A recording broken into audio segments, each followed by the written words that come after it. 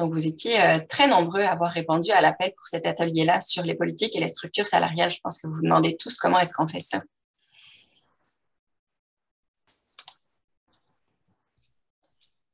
Donc, peut-être, Mathieu, je vais commencer tranquillement à introduire et puis après, je te laisserai la parole. Donc, bonjour à toutes et à tous. Mon nom est Florine Jolineau, chargée de projet pour le comité sectoriel de main-d'œuvre en économie sociale et en action communautaire. Comme je le disais à ceux qui étaient déjà connectés au début, très, très heureuse d'être avec vous pour ce 4e atelier dans le cadre de la semaine du lancement de la boîte à outils en gestion des ressources humaines. Donc, on a vraiment tenu différents ateliers tout au long de la semaine pour vous fournir de l'information complémentaire qui est présente au sein de la boîte à outils en gestion des ressources humaines. Et le dernier atelier qu'on vous offre ce matin, c'est sur la politique et les structures salariales. Quand Mathieu va avoir fini son contenu, je vais prendre quelques instants pour justement vous parler un petit peu de la boîte à outils, quels sont les contenus qu'on retrouve à l'intérieur, combien est-ce qu'elle coûte, où est-ce que vous pouvez l'acheter. Et puis ensuite, vous aurez une période de questions si vous avez plusieurs questions pour Mathieu. Tout pendant la présentation de Mathieu, je vais vous inviter, dans le cadre du possible, d'allumer vos caméras, d'éteindre vos micros. Si jamais vous avez des questions, vous pouvez les écrire dans la zone de clavardage et je vais pouvoir faire un suivi avec Mathieu des questions. S'il y a des questions qui sont vraiment pertinentes dans le point qu'il est en train de présenter, je les poserai à ce moment-là. Et sinon, toutes les questions iront à la fin de la période de la présentation. Si c'est bon pour vous, on va pouvoir commencer. Mathieu, la parole est à toi. Excellent. Merci beaucoup, Florine. Merci beaucoup pour l'invitation. Vraiment content aujourd'hui d'être avec vous pour parler de rémunération, en fait de politique et de structure salariale. Donc, j'ai vraiment pas la prétention de vous dire que aujourd'hui, vous allez partir d'ici, vous allez faire youpi, je suis capable de faire ma structure salariale tout seul. C'est une introduction, c'est un survol. Il existe des cours de 45 heures à l'université pour être en mesure de faire vraiment tout comprendre, mais la boîte à outils est vraiment un outil utile pour y arriver, simplement. Donc, je vais partager mon écran si vous êtes excellent. Est-ce que ça fonctionne? Les gens le voient? Oui. Excellent. Donc, vraiment content. Donc, je me présente, Mathieu Dionne. J'ai une maîtrise en gestion des ressources humaines et je suis aussi conseiller en ressources humaines agréées. Donc, je suis allié stratégique en ressources humaines au réseau Coop, qui est la Fédération des coopératives gérée par les travailleurs, mais aussi au Laboratoire Conseil, qui est une organisation, donc un département de CERUDEC, qui fait du service conseil pour les OBNL, autant en économie sociale que de l'action communautaire. Donc, il y a mon adresse courriel ici si vous voulez me contacter. Et puis, comme vous aurez l'accès au PowerPoint par la suite. Donc, un petit peu comment va se dérouler cette petite conférence aujourd'hui. Donc, en fait, on va surveiller 3 grandes sphères. On va commencer par quelques définitions, parce que j'aime bien qu'on parte tous et toutes sur la même longueur d'onde en comprenant de quoi on parle. On va se poser la question aussi, mais pourquoi une politique salariale et pourquoi une structure salariale? Puis finalement, on va survoler les différentes étapes pour construire une politique et une structure salariale.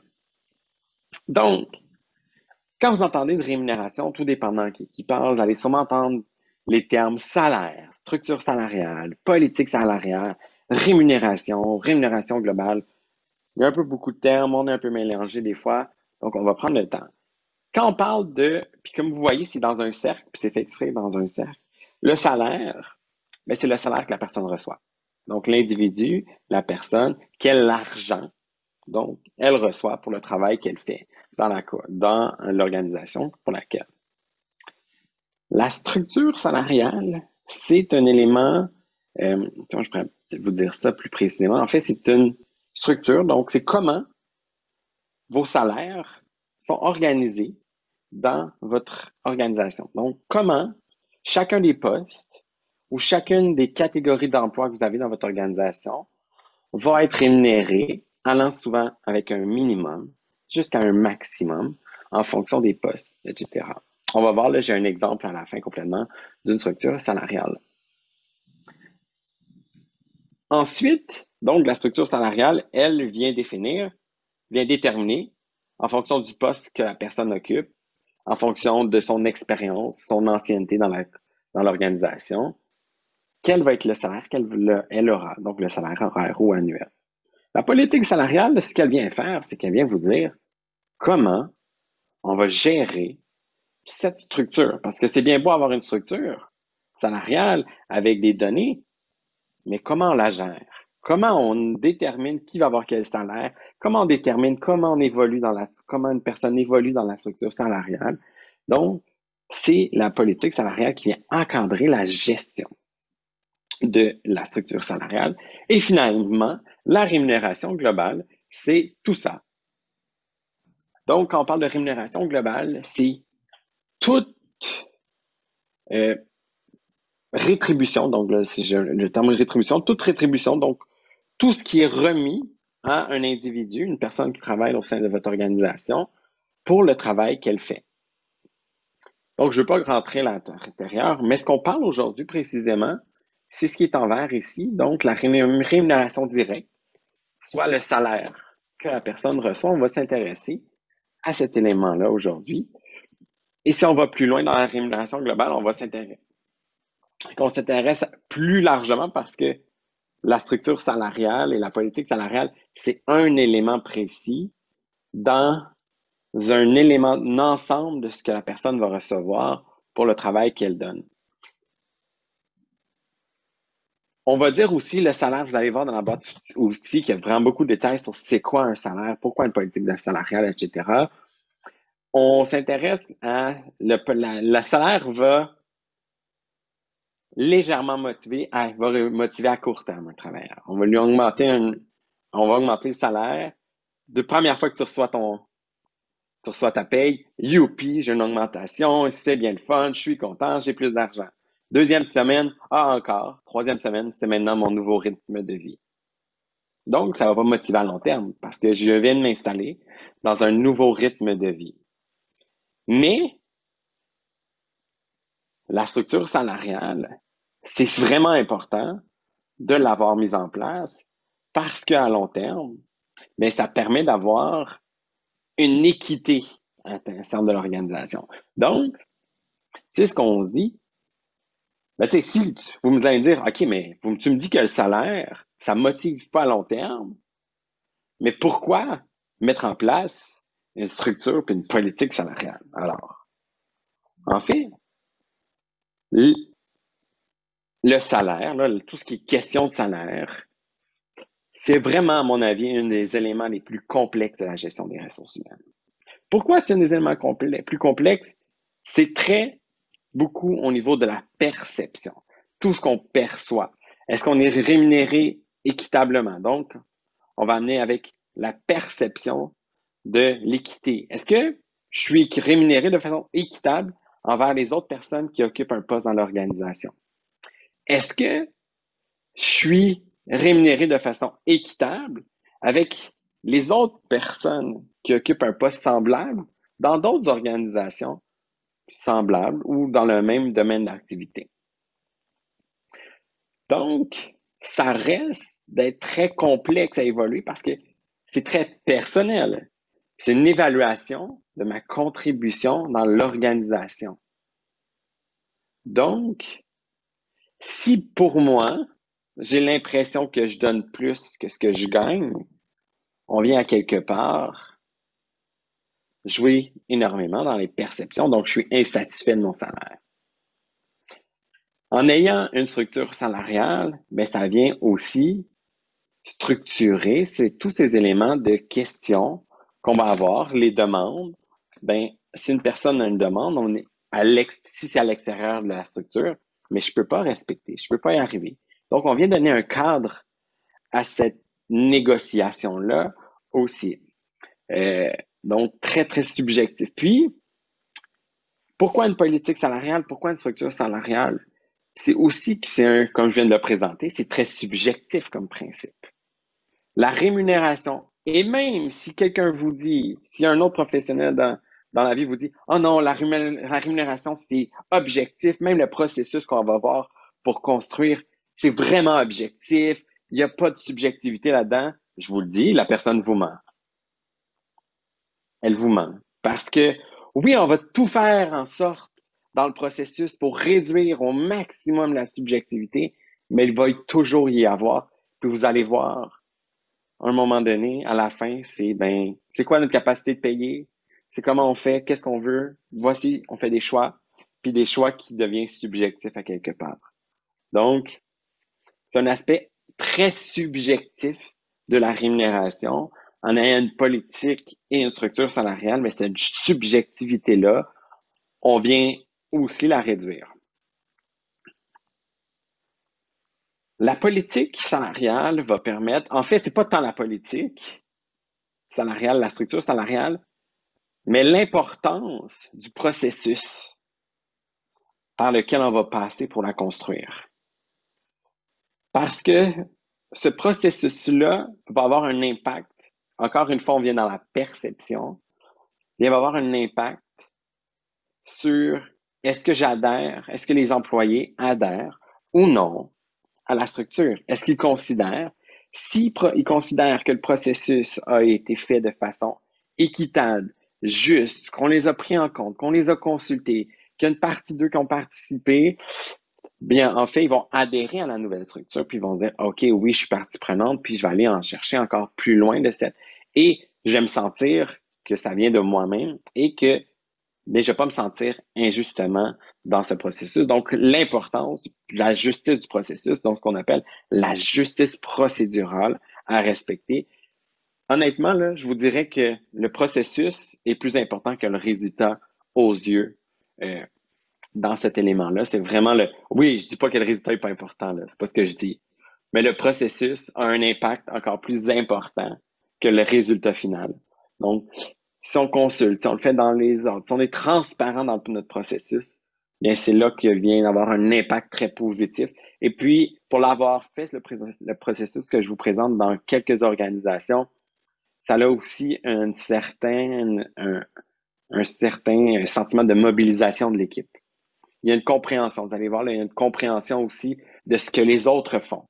Il y a un développement d'une compréhension de ses collègues. Qu'est-ce que les collègues font, puis ça amène un partage et une mobilisation dans l'équipe. Mais pourquoi aussi avoir une structure salariale? Mais ça permet une meilleure prévisibilité financière. Vous allez savoir, dans votre équipe, quels vont être les salaires pour la prochaine année, facilement. Donc, c'est sûr que là, s'il y a des départs, des entrées, c'est différent, mais on peut avoir une meilleure prévisibilité de vos financières, donc de l'impact de votre salaire, de votre masse salariale. Puis finalement, avoir une politique et une structure, ça simplifie la gestion. Pourquoi simplifie la gestion? Mais vous n'aurez pas à négocier avec la personne qui rentre pendant 1000 ans pour dire, OK, quel salaire je vais gagner. Voici mon échelle. Dans la politique, c'est entre le minimum et là, je vous dis, exemple, entre l'échelon 1 à l'entrée et l'échelon 5. Là, tu peux gagner entre l'échelon 1 ou l'échelon 5 à l'entrée. Puis on peut mettre tout plein de normes en fonction de l'ancienneté, de l'expérience, etc. dans l'organisation, la scolarité. Puis on peut jouer avec ça. Donc, ça simplifie énormément la gestion à ce niveau-là. Et on pourrait en rajouter plein d'autres. Là. Je pourrais aller m'amuser puis vous raconter tout pourquoi avoir une structure salariale, c'est super important. Mais je vous dirais que c'est les principaux points. Il y a des points de mobilisation d'équipe, mais aussi de facilité de gestion, puis aussi tout ce qui est réduire la subjectivité le plus possible. Mais ça va toujours être présent. De toute façon, les êtres humains sont des êtres subjectifs. Quelqu'un me dit le contraire, je suis pas d'accord. Donc, pour arriver à construire une politique salariale avec une structure salariale, il y a plusieurs étapes. Il est possible que dans la boîte à outils, les étapes ne soient pas présentées comme celle-là. Je sais, là, il y a des étapes, c'est des étapes préalables. Moi, ce que je vous présente, c'est le processus par lequel j'utilise quand je fais mon intervention avec les groupes, quand je travaille pour créer la structure salariale avec la politique salariale. La première étape, comme je vous ai dit tantôt, une des choses les plus importantes, c'est le processus. Donc, est-ce que on peut, donc, pour le processus, puis d'impliquer les employés dans ce processus-là? Donc, pour ce faire, c'est la création d'un comité qui aurait la responsabilité de chapeauter tout le processus. Mais il y aura aussi, oui, de chapeauter, de s'assurer que le processus est respecté, qu'on respecte les règles, que tous sont consultés. Le comité, moi, en tout cas, je recommande toujours qu'il soit composé de façon ce qu'on appelle une composition paritaire. Donc, il y a autant des représentants des employés que des représentants des employeurs, de l'employeur. Donc, c'est-à-dire des gens du conseil d'administration. Quand je parle d'employeur, la direction, le conseil d'administration. Les employés, donc, les employés qui sont au sein de votre organisation. Et là, si vous avez, par exemple, un syndicat, parce que ça se pourrait arriver aussi, ben, vous n'aurez pas le choix d'impliquer le syndicat dans ce processus-là. Et le comité, c'est bien beau de dire, OK, on fait un comité, mais c'est important que ce comité-là soit aussi sensibilisé au processus, qu'il comprenne le processus, et on va le voir, on n'évalue pas l'être humain, la personne qui occupe le poste, mais on va parler de poste. Tout au long, on parle de ce processus-là. Il faut pas oublier qu'on va évaluer des postes. On n'évalue pas les individus, on va évaluer des postes. Donc, on évalue les tâches, les responsabilités, les qualifications nécessaires pour occuper ce poste-là. Tout au long aussi, on va s'intéresser aux tâches qu'on fait usuellement dans le poste. Pas des tâches temporaires qu'on va faire ou des fois, c'est une tâche qu'on va faire une fois de temps en temps, qui arrive une fois par année. On va pas nécessairement prendre en compte cette tâche-là, tout dépendant de la nature de la tâche, là. Si c'est une chose qui arrive une fois par année puis que ça demande une préparation énorme, c'est une autre histoire, là. Mais il y a d'autres situations. Donc, le premier élément, puis je ne sais pas s'il est dans la boîte à outils, mais c'est la révision de l'organisation du travail. Donc, ça, c'est la première phase qui est révisée. Oui. Mathieu, il y a une première question à ce sujet-là. Est-ce que la formation d'un comité est-il nécessaire pour une organisation de 20 employés? Ben, en fait, c'est pas nécessaire. C'est jamais nécessaire. À part à un certain, si on parle de la loi sur l'équité salariale exprès, là, je pense à partir de 50 employés et plus, on a l'obligation de mettre en place un comité. C'est jamais obligatoire, le comité. Je le recommande énormément parce que ça crée une mobilisation, une compréhension. C'est le gardien du processus. Un comité peut être 3 personnes. Un comité, c'est pas obligé d'être énormément de personnes. Par exemple, une coopérative de travail, ben, on va prendre des membres travailleurs dans la coopérative qui vont être responsables de ce comité-là, de ce processus-là. Même si, par exemple, vous étiez 5 dans la coopérative ou dans l'organisation, on peut dire, OK, il y a 2 personnes qui sont responsables du processus, qui sont responsables de s'assurer du processus. Parce qu'il y a des éléments, vous allez voir, là, quand on va arriver à l'évaluation des emplois, c'est important, ben c'est pas important. Oui, c'est important, mais c'est plus utile aussi d'être plusieurs pour avoir des regards différents. Des fois, on a des compréhensions différentes, même si on analyse la description de poste, mais on peut avoir des compréhensions différentes de ce que les gens font. Des regards différents, des interprétations différentes, des expériences différentes aussi, qui nous permettent de dire, ah oui, moi j'ai déjà fait ce poste-là, je le sais que c'est vraiment difficile, il y a tel élément, moi je suis plus allé chercher ça. Donc, le comité est utile, c'est surtout un gardien. Moi je dis que c'est surtout un gardien du processus, mais c'est important c'est important que les employés se sentent impliqués dans ce processus-là parce que il faut se mobiliser puis adhérer aussi à la nouvelle structure salariale qu'il va y avoir. Moi, je suis un fervent, moi, je vais toujours vendre la participation des travailleurs. Je travaille dans une fédération de coopératives de travail, donc c'est sûr que je vais toujours favoriser la participation des travailleurs dans des éléments comme ça qui les touchent directement.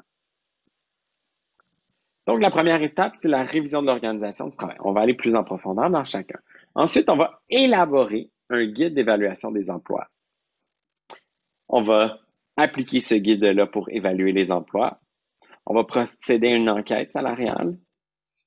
Et on va finir par construire la structure et la politique. Dans mon accompagnement que je fais avec les groupes, souvent, moi, je ne fais pas la politique salariale. Je vais finir par proposer des façons de faire, des éléments en fonction de leur réalité des organisations. Mais je ne m'aligne pas dans la politique salariale parce que je pense que ça, c'est vraiment important, propre à chaque organisation qui adopte ses propres décisions. Donc, je ne me lance pas là-dedans parce que souvent les groupes que j'accompagne, c'est pas nécessairement des groupes qui ont énormément d'argent. Donc, j'essaie de réduire au plus possible.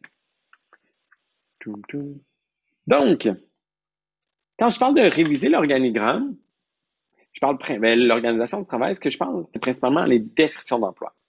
Les descriptions d'emploi vont être votre outil principal sur lequel tout le reste du processus va se baser. Donc, ça va être un outil essentiel à l'évaluation.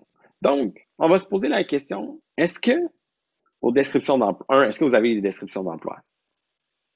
Ça, c'est le premier élément. Si vous n'en avez pas, je vous conseille fortement d'en faire.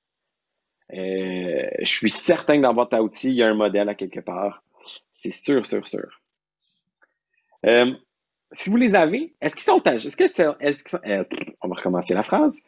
Est-ce qu'elles sont à jour? Est-ce qu'elles représentent aussi vraiment la réalité du travail qui est effectué? Parce que oui, on a tendance, là, si vous avez déjà été accompagné avec une révision organisationnelle ou quelqu'un qui vous avait fait vos descriptions d'emploi, on les a fait, ils sont là, on les utilise. Quand vient le temps de faire afficher un poste, mais on ne se pose pas la question, est-ce que c'est vraiment toujours ce qui est fait? Une description d'emploi, c'est encore, il faut que ça soit révisé de façon régulière aussi.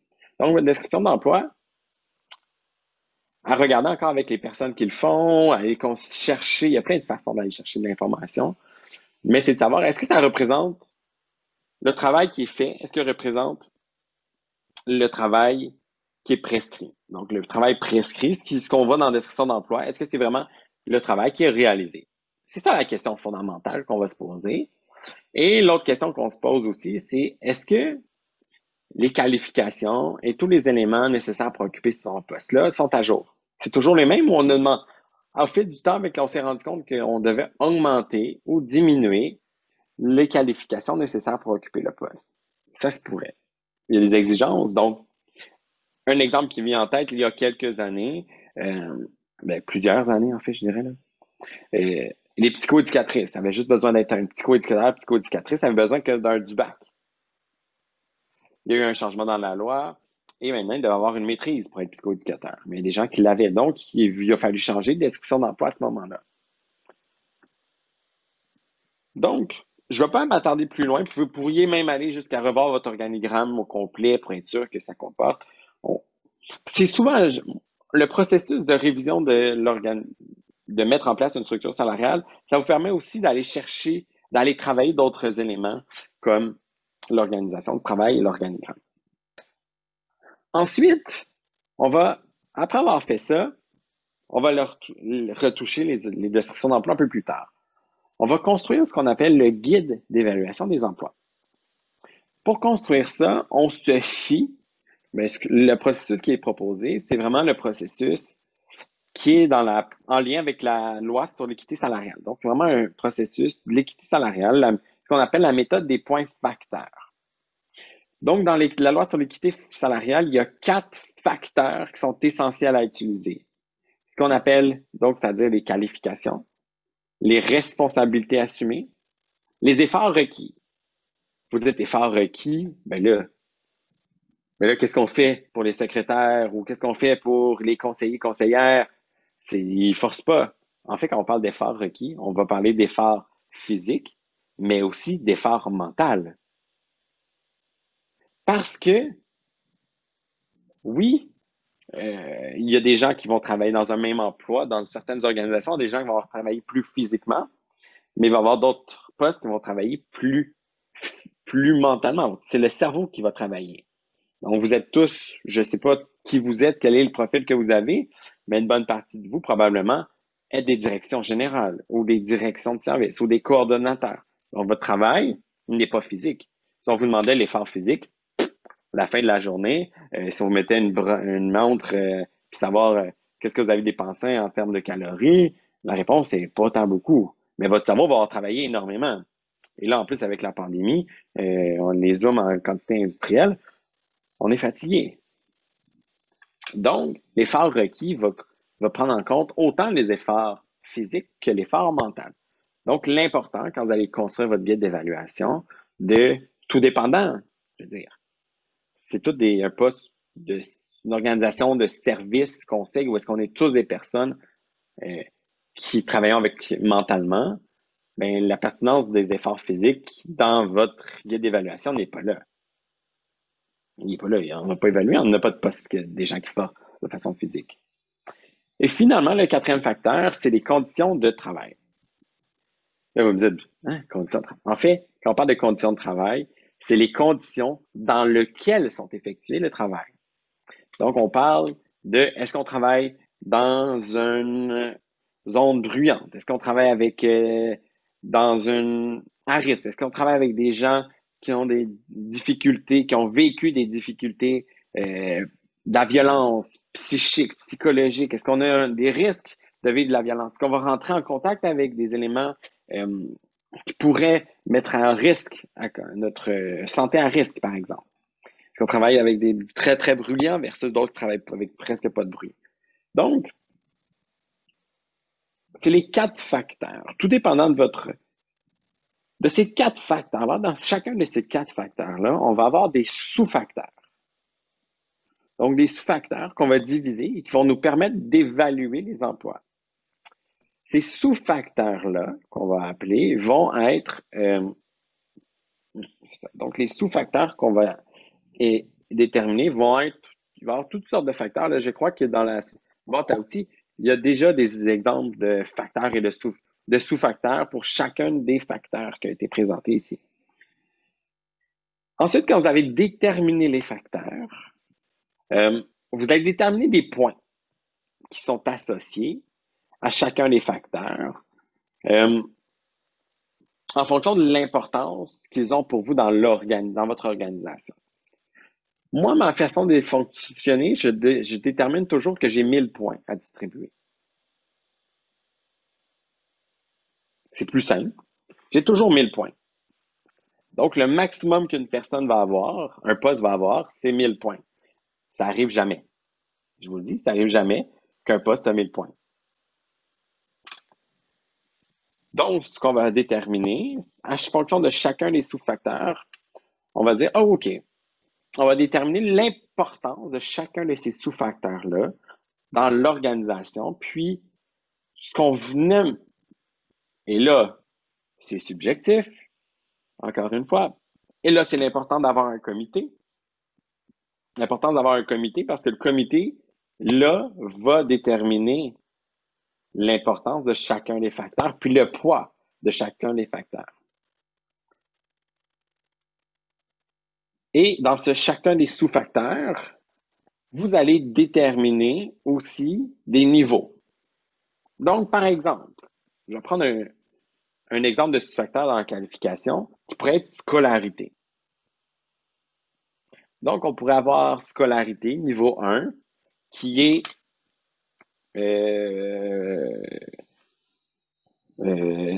diplôme d'études secondaires terminé, secondaire 5 terminé.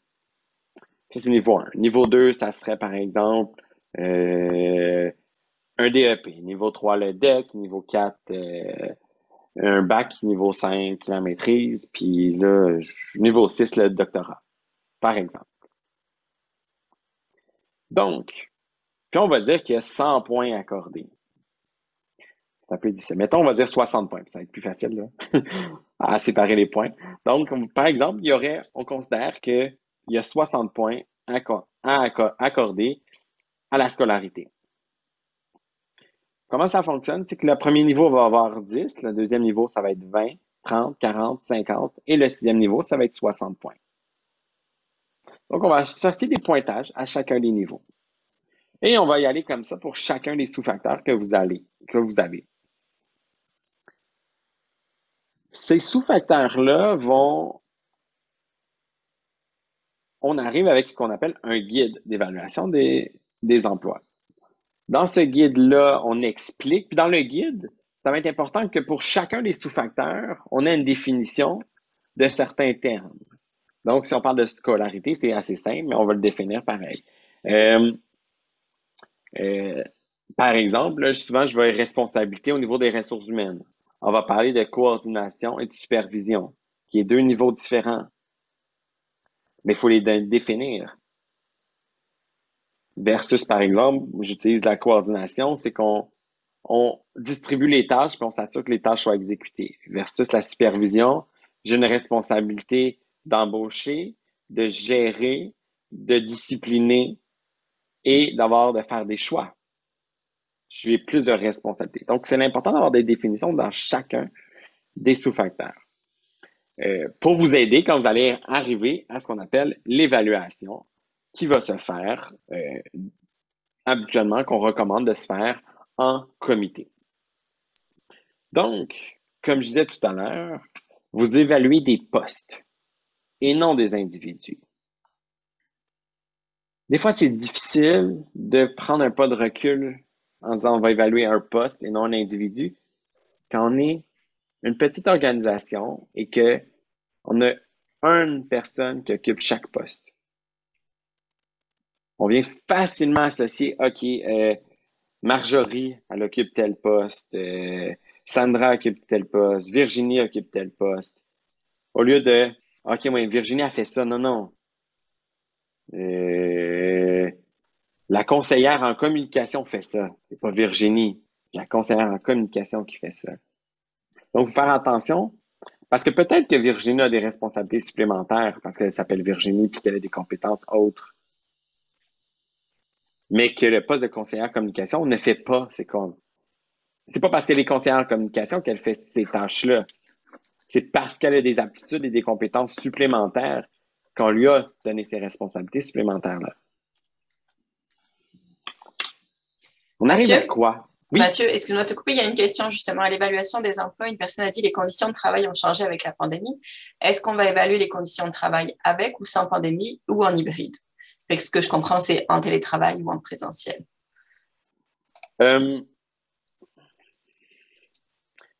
En fait, je vous dis, là, c'est un peu difficile, mais j'aurais une tendance à dire vers où vous allez.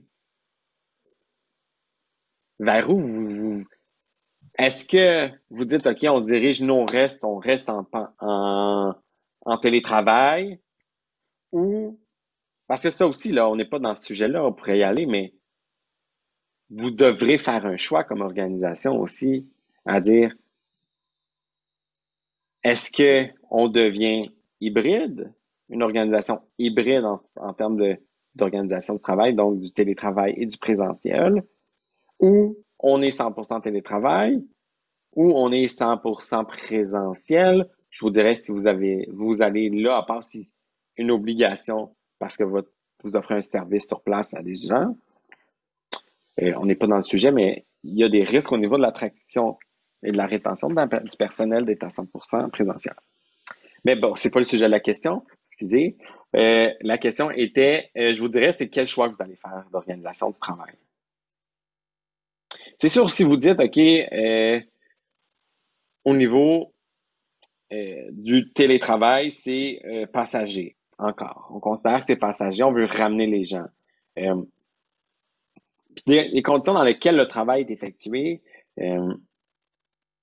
c'est des conditions on va évaluer des conditions, par exemple, là, souvent, pour certaines, ça peut être des déplacements, ça peut être des conditions qui qui rendent le travail un peu plus difficile, en fait. C'est plus cet élément-là.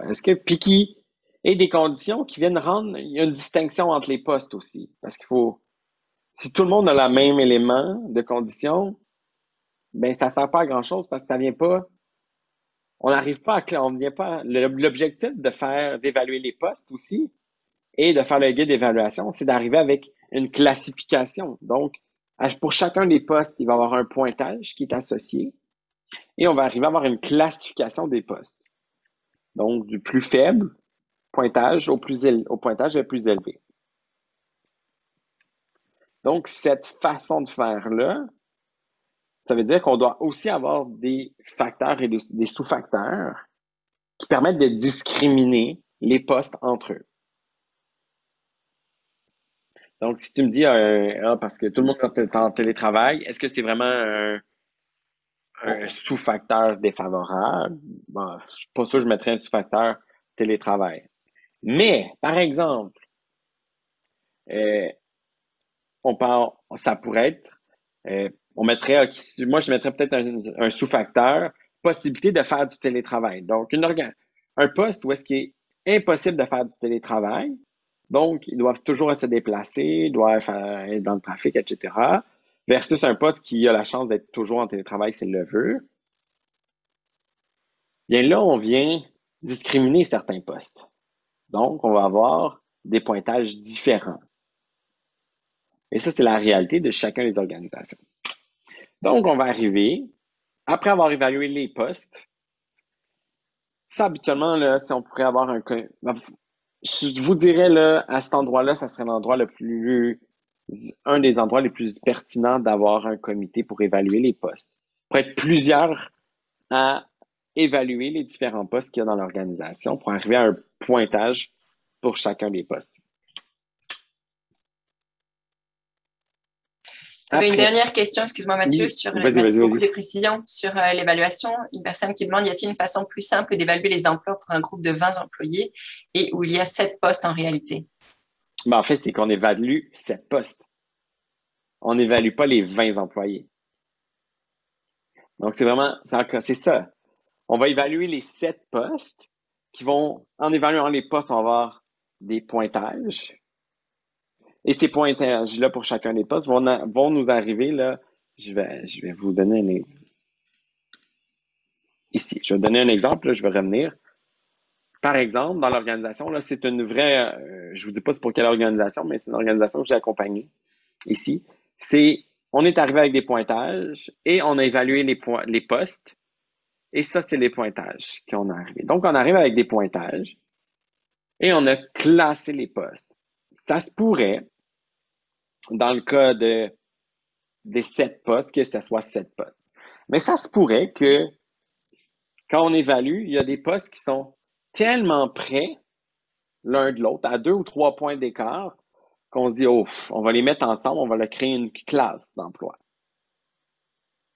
Donc, on va les mettre dans la même catégorie parce qu'ils sont tellement près l'une de l'autre que dans la réalité, c'est qu'ils méritent le même salaire. Là, parce que si vous le faites, là, on va l'appliquer, là, il va y avoir 2 sous d'écart. Là, genre.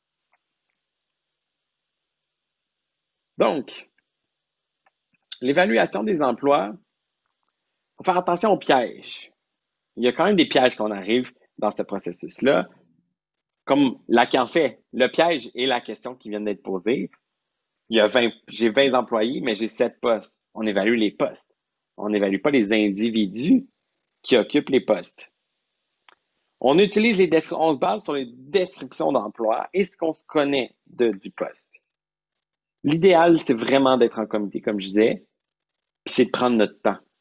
Il ne faut pas précipiter cette évaluation-là. C'est vraiment important de prendre son temps, de bien faire les choses. Je vous dirais qu'en 3 heures, habituellement, là, on évalue entre 4 et 5 postes. Pour vous dire. Le premier est long. Il est toujours très long à évaluer le premier. Parce qu'on s'habitue, on voit, on teste. Puis, plus on évolue, mieux on connaît le guide et mieux ça va aller. Et quand on fait l'évaluation, rien n'empêche de dire on a surévalué un poste. Ou pour cette catégorie-là, je pense qu'on a sous-évalué un poste. Rien n'empêche de revenir en arrière et de changer la pondération de ce poste-là. On a fait ça, on est arrivé avec une classification, nos postes sont classés, on a un pointage pour chacun des postes ou chacune des catégories d'emploi. Maintenant, on se dit, ouais, mais comment je vais construire l'échelle salariale? On a dit tantôt, donc tout ce qu'on vient de faire, ça permet une équité interne. Donc, tout le processus d'identifier, d'évaluer, on a une équité à l'intérieur. Donc, on a respecté, si on se compare entre nous, on a comparé les postes dans l'organisation entre eux pour voir c'est quoi leur effort, c'est quoi leur contribution, etc. Donc, qu'est-ce que eux apportent à l'organisation, puis pas comment ils devraient être rémunérés, mais comment on les classe pour avoir la rémunération. Ensuite, on a dit qu'il faut respecter l'équité externe. Quand on se compare, quand les gens se comparent leur salaire, ils se comparent entre eux à l'intérieur, mais se comparent aussi à l'extérieur. Donc, on va faire une enquête salariale. Le CSMO a de superbes enquêtes salariales dans l'action, je pense que c'est communautaire en santé ou autre. Là, en tout cas, il y a des belles enquêtes salariales qui existent. Des fois, il y a aussi d'autres éléments d'enquête salariale qui sont super intéressantes à aller chercher. Il y a des ressources, là. Moi, je vous dirais, ce qui est intéressant, c'est de déterminer des emplois repères. Donc, des postes qui sont faciles à aller chercher dans ce qu'on appelle la classification nationale des professions, donc la CNP. C'est une classification des professions faite par le fédéral, au niveau fédéral. Et tous les données gouvernementales d'évaluation, où est-ce qu'il y a plusieurs données sur les salaires, sont basées sur la CNP. Donc, par exemple, donc il y a, je vous dirais, il y a des sites, l'Institut du marché du travail, il y a le CSMO qui a de l'information. Vous pouvez faire votre enquête vous-même. Là. Je sais que dans la boîte à outils, il y a un outil pour faire vous-même une enquête. Donc, vous allez déterminer les postes. Il faut faire attention aussi. Quand si vous faites une enquête maison, faites attention parce que une appellation d'emploi, donc le titre du poste, je suis dans une organisation, n'a pas nécessairement les mêmes rôles et responsabilités qu'un autre titre dans une autre organisation. L'exemple typique que je peux donner là, en ressources humaines, là, il y a des endroits qui s'appellent coordonnateur ressources humaines, puis il en gère des choses, là, puis c'est presque un directeur. Mais il y a d'autres entreprises qui s'appellent coordonnateur ressources humaines, puis c'est plus bas que le conseiller. C'est presque un technicien. Une technicienne. Donc, pour vous dire, faites attention parce que c'est pas l'appellation de l'emploi qui fait que on a vraiment un emploi repère. Et vraiment de bien déterminer les sources d'informations que vous allez chercher qui sont pertinentes à votre secteur. Des fois, il y a du sectoriel, des fois, il y a... Tu sais, moi, je vous dis, Guichet Emploi Canada a vraiment de l'information super intéressante, séparée en régions administratives. Il y a vraiment des informations, mais c'est tout basé sur la CNP. Il y a même l'Institut du marché du travail. Bon, moi, je l'aime moins, mais il peut être utile pour une enquête maison. Il y a l'enquête de rémunération globale de l'Institut de la statistique du Québec. Bon, elle est plus complexe à comprendre, c'est un peu plus complexe, mais il y a ces données-là qui sont intéressantes à déterminer. Ces données-là que vous allez avoir après vont vous permettre d'aller construire votre structure salariale, d'aller mettre des données à l'intérieur, d'associer des chiffres. C'est sûr que là, moi, quand je le fais, j'utilise une formule mathématique qui s'appelle la régression linéaire. Et là, je m'amuse. Là, c'est une des portions parce que moi, je m'amuse beaucoup. Là. Je fais des exemples, je fais plusieurs options. Mais il y a toujours, moi, j'utilise les trois couleurs, le bleu, le vert et le orangé, qui représentent le bleu, c'est le minimum de l'échelle. L'orange, c'est le maximum toujours. Et le vert, c'est ce qu'on appelle le point de contrôle. Le point de contrôle, c'est le moment où est-ce que dans un poste, on contrôle, on est autonome, on contrôle toutes les tâches de notre poste de façon autonome. Donc, je suis capable de réaliser toutes les tâches du poste de façon autonome. Donc, j'ai la pleine maîtrise entière dans mon poste. Donc, par exemple, ici, dans cet exemple-là, on sait que les deux personnes à coordination, ça leur prend 3 années pour entièrement maîtriser leur poste. Même chose aux agentes adjointes administratives. Cependant, on se rend compte que pour les intervenantes, ça leur prend 5 ans avant de maîtriser, donc avoir une maîtrise complète de leur poste. Ça veut dire que leur point de contrôle va arriver là. Et là, tu sais, quand je vous dis que la subjectivité, là, la subjective rentre ici en quantité industrielle. L'objectivité, elle existe, mais je vous dis qu'il y en a beaucoup parce qu'on détermine, après ça, après le point de contrôle, déterminer est-ce qu'on reconnaît de l'ancienneté ou on ne reconnaît pas d'ancienneté? Pendant combien de temps on reconnaît de l'ancienneté? Est-ce que c'est toutes les postes, c'est la même chose ou pas? Donc là, on peut construire. Ce qui fait avec cette échelle-là, l'entreprise que j'ai accompagnée a décidé d'avoir on reconnaît 3 ans d'ancienneté. C'est pourquoi que l'intervenante a 9 échelons, et que les autres postes n'ont que 7 échelons. Là, ça se pourrait que vous voyez il y a d'autres organisations d'autres consultants qui eux vont dire, ça se pourrait que vous voyez que ça soit tout le même nombre d'échelons, puis que c'est comme ça. C'est tout si bien là. Je vous présente ma méthode à moi que j'utilise, mais ça ne veut pas dire que c'est une mauvaise méthode. Sur ce, j'ai respecté mon 45 minutes. Merci Mathieu. Avant de moi prendre la parole, il y avait des questions quand même peut-être. Comment peut-on définir le maximum de l'échelle, si tu veux bien revenir avant? Ben, en fait, le maximum de l'échelle, là, c'est sûr, là, il y a une formule mathématique, là, que moi, j'utilise des mathématiques, mais si vous décidez d'y aller, le minimum, puis on va chercher comme ça. En fait, c'est déterminer. Vous allez vous poser la question, ça prend combien de temps à maîtriser le poste? Donc, à être complètement autonome et je maîtrise toutes les tâches du poste. C'est la première question. Bon, par exemple, c'est 3 ans. Ben, c'est-à-dire, il va y avoir 4 échelons pour dire, OK, c'est le point de contrôle où je maîtrise entièrement mon poste. Par la suite, la question à poser, c'est est-ce que l'organisation veut reconnaître de l'ancienneté, oui ou non, puis pendant combien de temps? Et là, c'est à vous, comme organisation, de faire un choix. Par la suite, quand vous avez votre structure ici, ça c'est, attendez, vous ne me voyez pas, je vais reprendre ma souris. Ici, vous augmentez d'année en année à fonction, là c'est de l'expérience. Vous pouvez décider d'augmenter en fonction à chaque année. Des fois, c'est en termes d'heures, de travailler. Des fois, j'ai vu des organisations qui sont aux 2 ans, là, mais là, ça commence à être un peu long.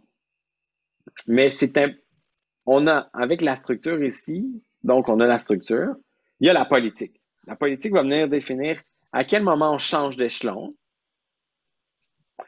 comment je détermine à l'embauche où je mets la personne embauchée, va déterminer à l'indexation aussi, donc à chaque année, on indexe la structure en fonction des indices de prix à la consommation. Et souvent, si vous n'avez pas de structure, vous avez probablement une tendance à indexer chaque individu. OK, c'est 3 puis on indexe 3 Le 3 vous allez indexer la structure à chaque année. Ce n'est pas le salaire de l'individu que vous indexez, c'est la structure que vous indexez. Ce qui fait en sorte qu'il y a une augmentation à chaque année de la structure. Merci Mathieu. Pour plus de précision pour les formules mathématiques que Mathieu, c'est exactement la même méthode qui est préconisée dans la boîte à outils et vous avez un accompagnement pas à pas justement pour comment utiliser cette formule mathématique pour l'appliquer. Juste avant de prendre les autres questions qu'il y a dans la boîte à outils pour les personnes qui devraient nous quitter, je vous remercie vraiment grandement pour l'atelier. Je voudrais remercier Mathieu. C'est une très, très belle introduction sur par où commencer justement pour élaborer sa structure salariale. Pour ceux qui se demandent où acheter la boîte à outils, donc là, je vous ai mis l'information ci-dessous. La boîte à outils est au coût de 85 $ plus taxes. Vous avez notamment tout un module qui est dédié justement à la politique, aux structures salariales et où on parle également de comment faire son exercice d'équité salariale qui est obligatoire pour les organisations qui ont plus que 10 employés. Vous retrouvez aussi plus de 85 outils, dont des exemples de contrats de travail, dont des exemples justement, comme Mathieu disait, de description de postes, entre autres. Comment est-ce qu'on peut évaluer son personnel? En tout cas, vous avez une multitude d'outils. Donc, je vous invite grandement à aller sur ce lien-là. Vous aurez également une visibilité sur la table des matières détaillée avant de procéder à l'achat si vous le souhaitez. Donc, Mathieu, il y avait plusieurs questions. La première question, je vais remonter une personne qui demandait, ça ne va pas être long. Donc, comment gérer la hausse du salaire minimum à 16 $ par rapport à ceux qui seront au même salaire que le salaire minimum mais qui sont en poste depuis quelques années à 16 $ également? Oh, c'est une bonne question, ça. En fait, c'est sûr, mais là, le salaire minimum, s'il augmente à 16 là, pour l'instant, il est à 13,50.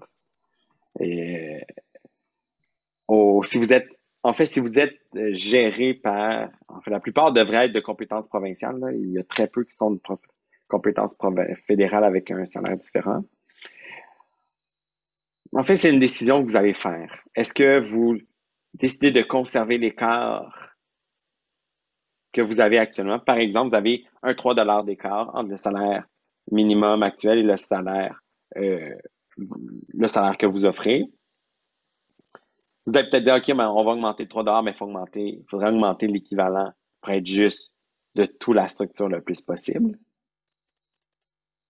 Est-ce qu'on se dit, ben là, c'est ça. C'est des choix à faire. Vous pourriez dire, on le laisse à 16 $. C'est ce qu'il en est, parce que de toute façon, n'importe qui. Là, des cas de figure, là, je ne connais pas votre organisation, donc c'est des cas de figure. Je vous dirais, peut-être vous pouvez dire, ben, on va le laisser à 16 $ parce que de toute façon, n'importe qui peut faire cet emploi-là. Mais après ça, si le salaire, hypothétiquement, si le salaire devenait un salaire minimum à 16 $, ben là, est-ce que vous allez être concurrent versus d'autres organisations qui vont offrir le même salaire avec peut-être moins de responsabilités? Là, c'est à se poser des questions. Mais, tu sais, honnêtement, là, quand je disais que c'est subjectif, la rémunération, là, en voilà un exemple. Vous prenez la décision.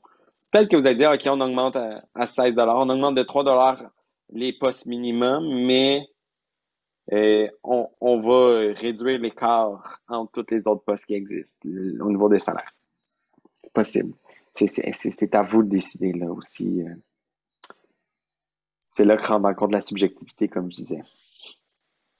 Peut-être je me permets, Mathieu, de compléter ta réponse, mais si vous refaites justement l'exercice de cotation, c'est que le poste qui est à 16 $ va avoir un certain point de cotage, mettons 525, puis la personne qui était à 16 $ depuis quelques années, peut-être qu'elle, son cotage est à 850. Si on reprend le barème de 1000, c'est peut-être des chiffres un peu élevés, mais peut-être que là, vous seriez en mesure de refaire justement l'exercice de régression linéaire, puis là, ça va vous réafficher les nouveaux salaires qui pourraient être affectés. Une autre des options.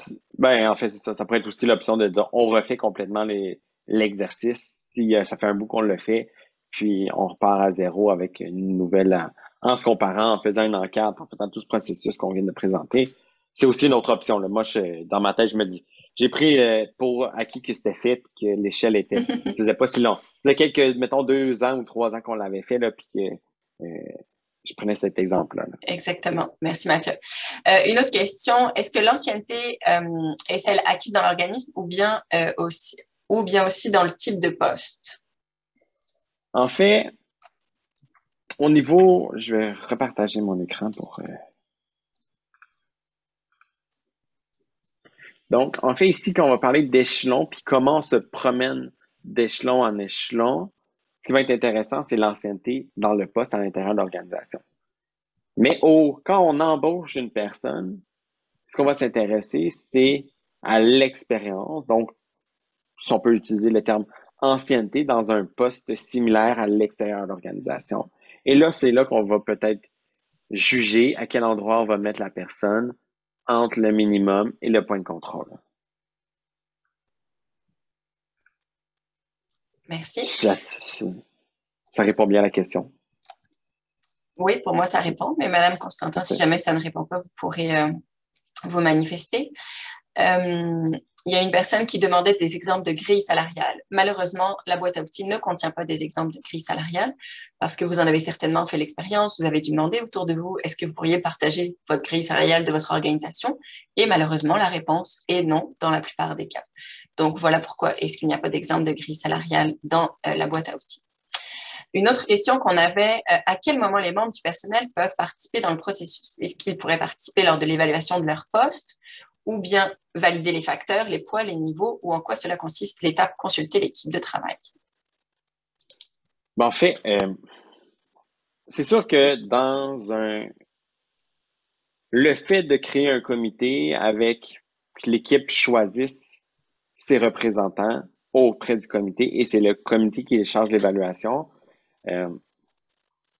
ça permet d'avoir les employés qui sont consultés à ce moment-là. S'il n'y a pas de comité, mais tu sais, moi je parle du comité, mais après ça, vous pourriez, tout ce qui a été nommé pourrait être des bonnes façons.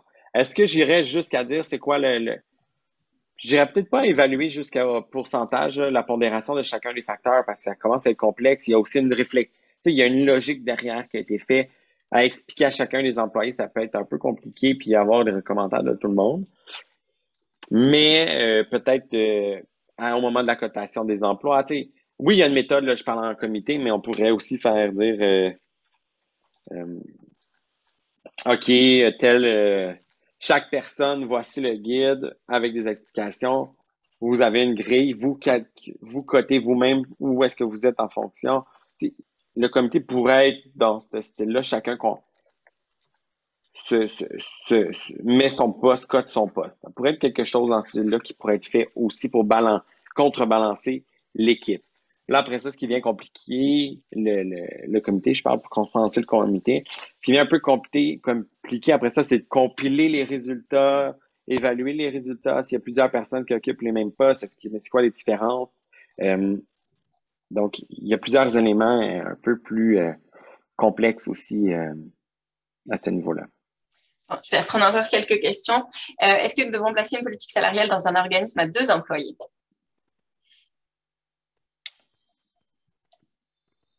Bien, à 2 employés, je ne sais pas si j'irais jusqu'à faire une grosse.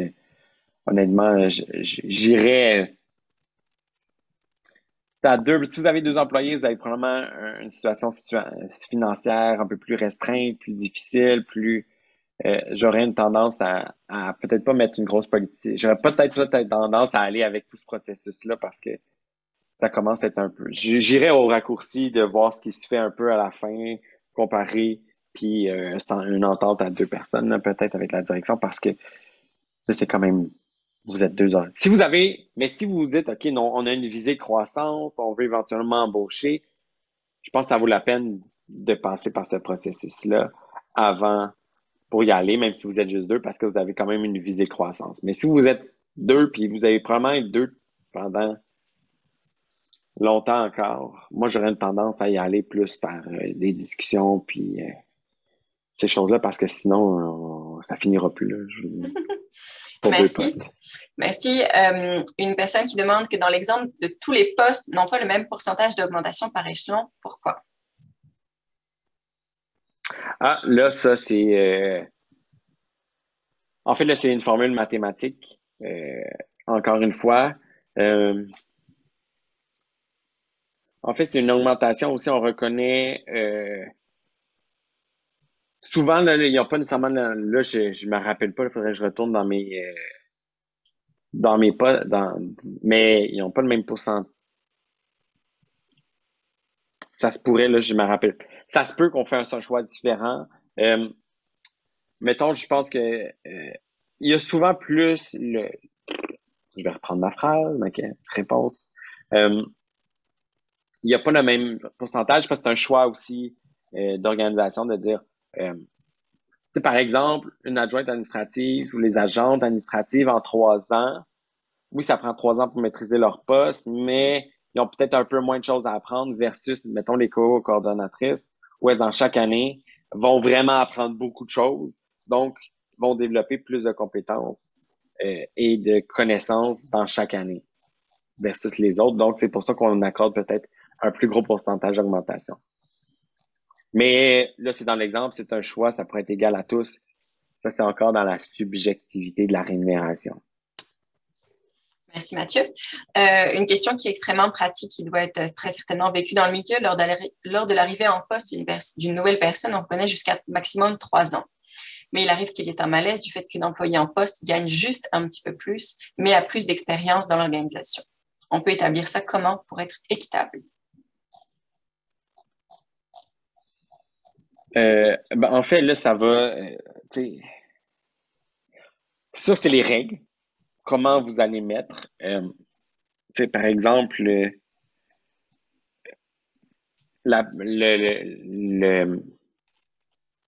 c'est sûr que là, c'est une question très, très pointilleuse qui est un peu difficile à dire, à répondre comme ça en général, ce qu'on fait, parce que dans chaque organisation peut être différente. La situation de la politique salariale aussi peut. La situation de la politique, là. Les règles de base doivent être les règles de base pour l'entrée en fonction. C'est sûr que si tu dis, mettons, il y a une personne qui ça fait 4 ans dans l'organisation, par exemple, à l'échelon 5, quelqu'un qui rentre, puis il rentre à l'échelon 3, à l'échelon 4 directement, bien, s'il est rentré à l'échelon 4, c'est que la personne a probablement de l'expérience à l'extérieur de l'organisation beaucoup plus importante que peut-être la personne qui est déjà en poste dans l'organisation, même si ça fait 4 ans, par exemple. Mais c'est une question qu'un peu touchée à répondre, je te dirais, en général, étant donné que j'ai pas la situation précise de l'organisation, fait que c'est un peu difficile pour moi de répondre ce qu'on devrait faire exactement dans cette situation-là. Merci beaucoup, Mathieu. Un grand merci, Mathieu Dion du réseau Coop. Vraiment, ça a été un très bel atelier. J'espère que vous avez appris de nombreuses choses par où commencer justement pour procéder à votre structure salariale. Mathieu, il y a beaucoup de merci très intéressants. Donc, je pense que ça a répondu à de nombreuses attentes. Cet atelier clôture justement la semaine du lancement de la boîte à outils en gestion des ressources humaines. Pour rappel, va y avoir un tirage au sort qui va être fait pour les participants qui ont participé aux ateliers. 4 boîtes à outils vont être offertes aux participants. Le tout sera annoncé demain sur les médias sociaux. Donc, si vous êtes... les personnes concernées sont bien sûr informées par courriel et sinon, l'information sera faite sur les médias sociaux du comité sectoriel. Donc, un grand merci à toutes et à tous pour votre participation. Un merci particulier à Mathieu et je remercie également ma collègue de travail, Cathy Kessy, qui était en arrière de toute cette organisation pour les communications.